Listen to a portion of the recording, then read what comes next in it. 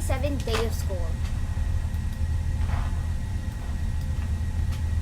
We are glad that you are here today and hope that you have left your average at home or on the bus and are ready to have a respectful and responsible day. Ready means being in the right place with the right stuff at the right time. Respectful means treating others the way you want to be treated. And responsible means doing your job with a smile on your face and giving perfect effort. Speaking of responsibility, our first responsibility is to be ready to show respect for the rights that we have in this country and at this school. We do this by daily saying the Pledge of Allegiance and the school pledge and doing a moment of silence.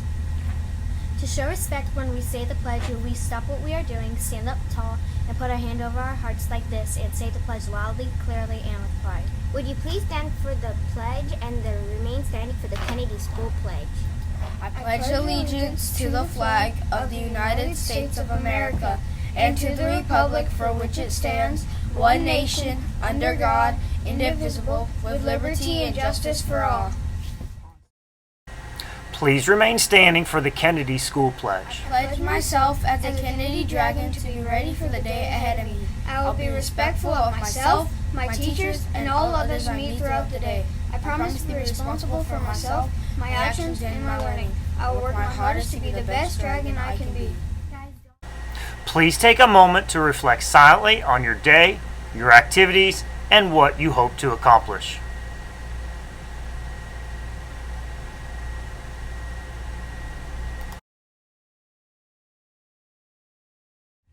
My name is Haven. And my name is Caleb. Another responsibility that we have is to try to keep each other safe by slowing down the spread of germs. We do this by frequently washing our hands. When we wash our hands, we want to use soap and water or an alcohol-based hand sanitizer. When we wash our hands, we want to get all parts of our hands. The palms of our hands, backs of our hands, in between our fingers, and our fingertips, plus our wrists and our thumbs. When we wash our hands, we want to do it for at least 20 seconds, so let's wash our hands.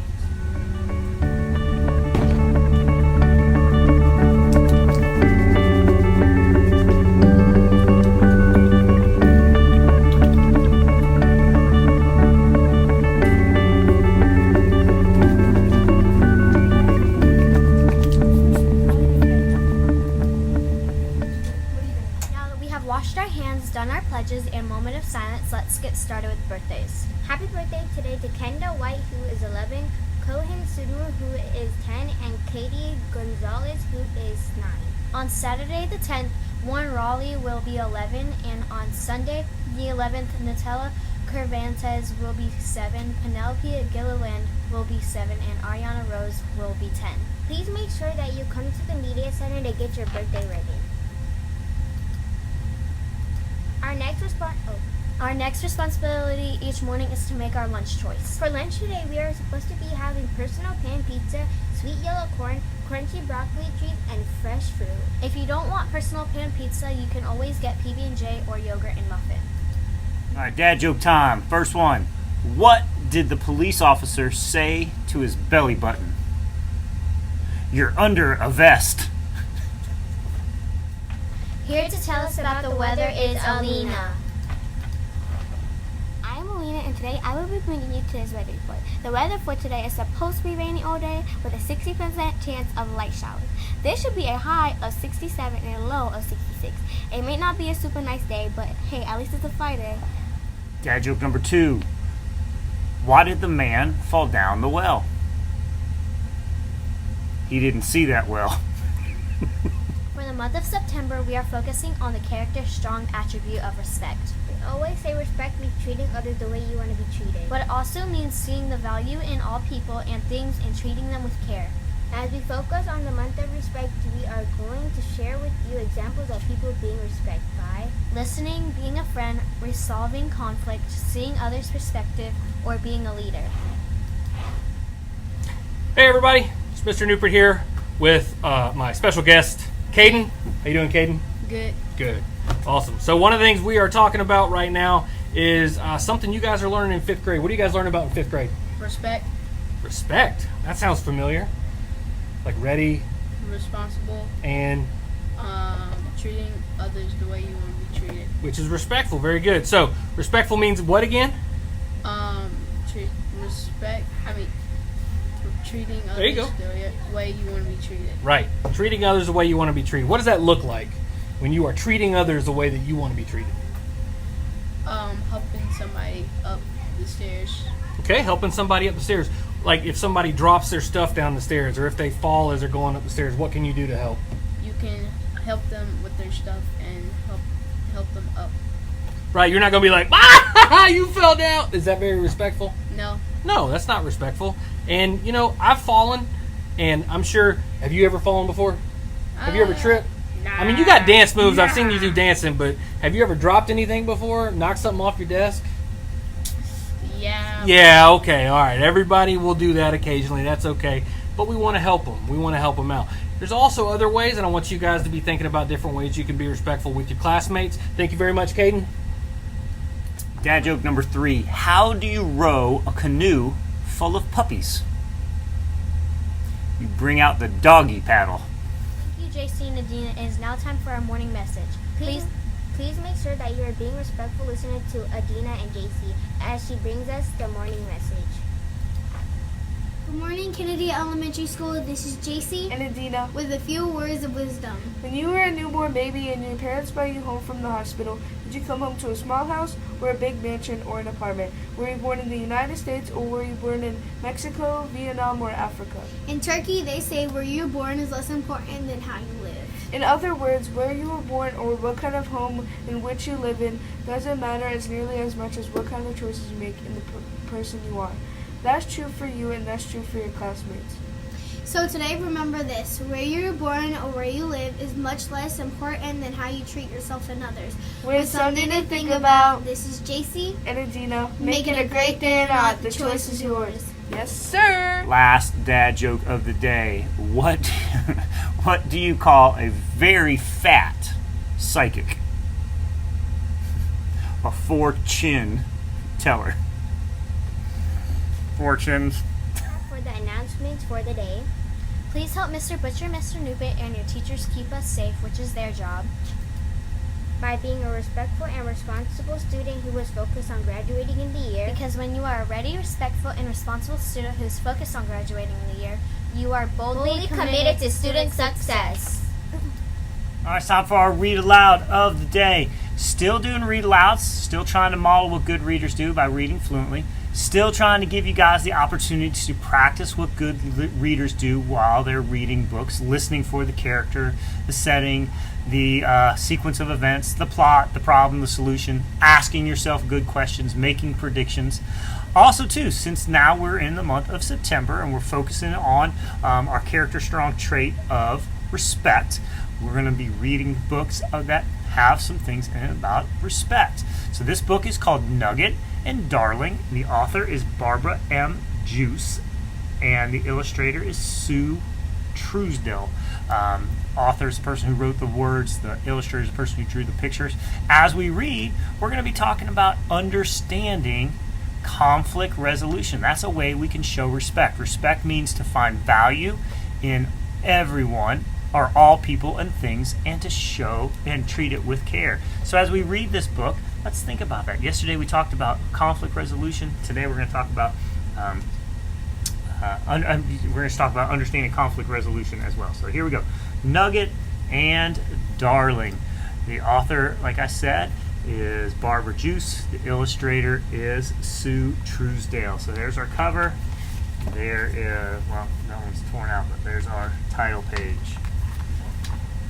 When Nell was cold, Nugget kept her feet warm. When she was sad, Nugget pretended he was a jack-in-the-box. Sometimes they did magic tricks. Nell wore a swirly purple cape and waved a sparkling wand. Nugget wore rabbit ears. Her favorite trick was magic cups. The hand is quicker than the eye, Nell said, and she put a ball under one cup and swiveled the cups around. She tried to fool Nugget. Pick a cup, any cup. But Nugget knew which cup to choose. When it was time for bed, Nugget licked Nell with his soft pink tongue. Nell tickled Nugget behind his ears, a secret place Nugget liked best. Then Nugget lay down laid down beside Nell on the rug that was the color of his fur. One day Nugget heard a small noise. He swept his nose back and forth, searching. What was it? Nugget poked under the leaves and sniffed. A kitten. A tiny little kitten. Nugget grabbed Nell's pants with his teeth and pulled. Come on! He raced ahead. Hurry! Look at that little darling, Nell cried. She's shivering. Nell wrapped her sweater around the kitten and took her home. I think we can see what the conflict's going to be. I'm not sure this dog and cat are going to get along. Nell lined a basket with a dry washcloth and placed the kitten inside. I'm going to call you Darling. Nell's voice was soft and fuzzy, the way it was when she talked to Nugget. Nell warmed some milk and gave it to Darling. Nugget pushed his nose into Darling's basket. What about me? Nugget, Nell scolded. Don't drink that milk. It's for Darling. Nugget knew that.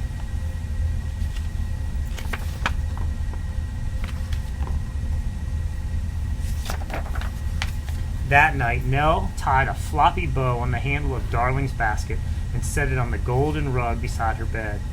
Nugget's rug. You can sleep right next to Nugget, she told Darling. You don't mind, do you, Nugget? But Nugget did mind. The rug smelled like him and had his hair on it, and that was the way he liked it. Nugget found a spot next to the window away from Darling. He spun around in a tight circle and flopped on the floor. Conflicts arising. The floor was hard and far from Nell, but at least it wasn't close to Darling. Nell missed Nugget beside her. Come on, Nugget, she said, patting his rug, but Nugget stayed where he was. Most mornings, Nell and Nugget went to the treehouse.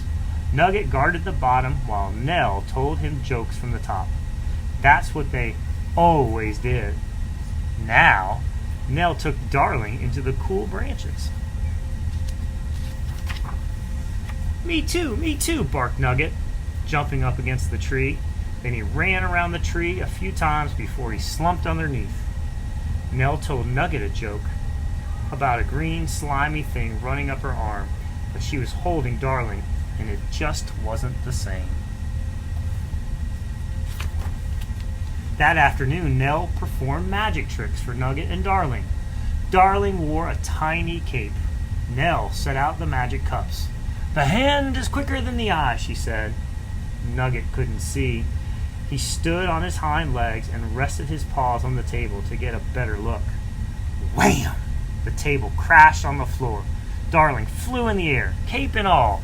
Meow! Nell picked up Darling and cradled her in her arms. Nugget, she scolded, you frightened Darling. Nugget didn't mean to scare Darling. He was just wanted to see where Nell had put the ball. But Nell looked angry. Nugget's tail drooped between his legs and he slunk away. Nugget, Nell called, but Nugget did not turn around. I really fussed over Darling, Nell said to herself. Nugget must think I don't like him anymore. Nell had to show Nugget he was wrong. Gently, she pulled him up from the floor. Come outside, she said, and she raced ahead. Hurry! When Nugget saw the bedspread made into a tent, he sniffed it. Nugget, this is just for you. See, the sign says. Nugget's hideout. No cats allowed. Inside, Nell put on her magic cape and placed the rabbit ears on Nugget's head. She set out the cups and put a ball inside one of them. Watch carefully, Nugget, she said. The hand is quicker than the eye. Nell swiveled the cups around. Pick a cup, any cup, she said. Nugget knew which cup to choose. When it was time for bed, Nell switched Darling's basket to the other side. Darling, she said, this is your spot now. Nell put Darling in the basket. Nugget rolled around on the rug. It smelled like him and had his hair on it. He still didn't like Darling very much, but he liked her better on the other side of the bed. Nugget walked over to Darling's side and gave the kitten a lick. A very tiny lick. Darling purred. Nugget went back to his side. He licked Nell with his soft pink tongue. Nell tickled the soft spot beneath Nugget's ears, a secret place where Nugget liked it best. Then Nugget lay down beside Nell on the little rug that was the color of his fur. His rug. Oh, Nugget and Darling. So you can see there's a little conflict between Nell and Nugget because she was spending so much time with Darling. But Nell saw that how he was making it hard for Nugget, and she tried to make it right. Conflict resolution. Came up with a solution. Gave Nugget its own special time, and then it worked things out.